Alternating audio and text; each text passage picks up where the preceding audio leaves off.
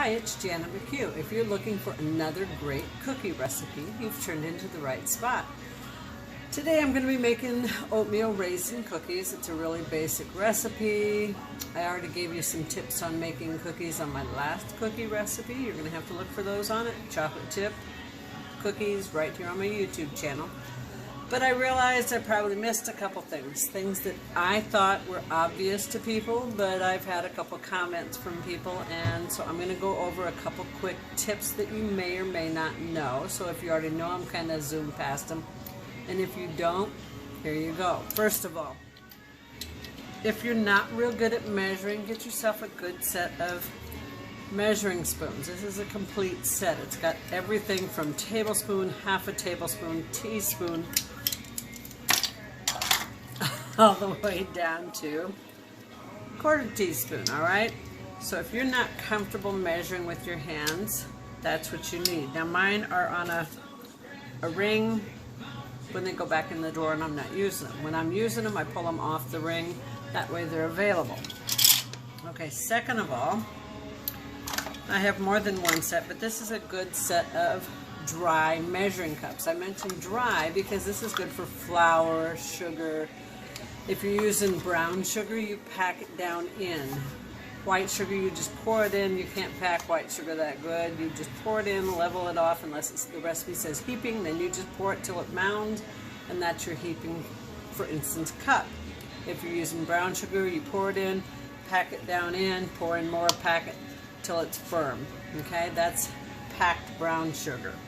But again, you use this for oats, you use this for flour, you use this for those types of ingredients. This was brought to my attention by someone. Sorry about this. This is a wet measuring cup. You use this for milk, you use this for water, you use this for wine. Anything, yeah, I use wine in recipes, we all know that.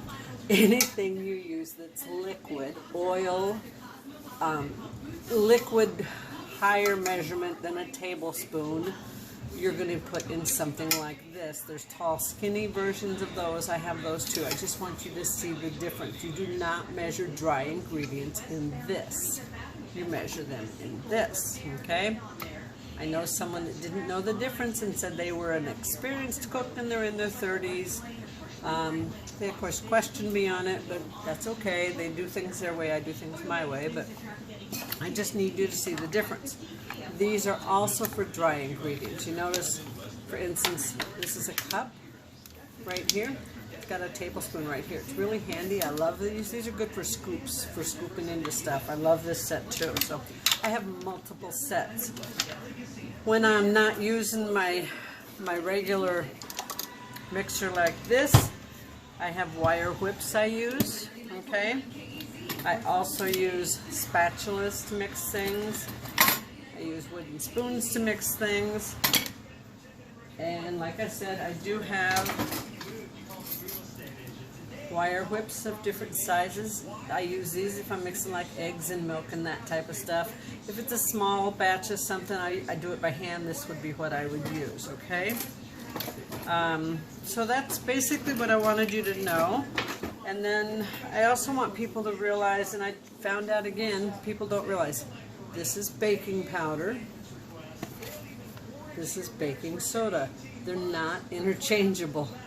Again, I'm just saying this because not everybody knows this. So that's my quick little 4-minute video on what the differences are. So I think I'm actually going to shut this off right here and continue with another video on, my next video will be on how to make oatmeal raisin cookies. So I hope you enjoyed some of the cooking tips videos that I just gave you.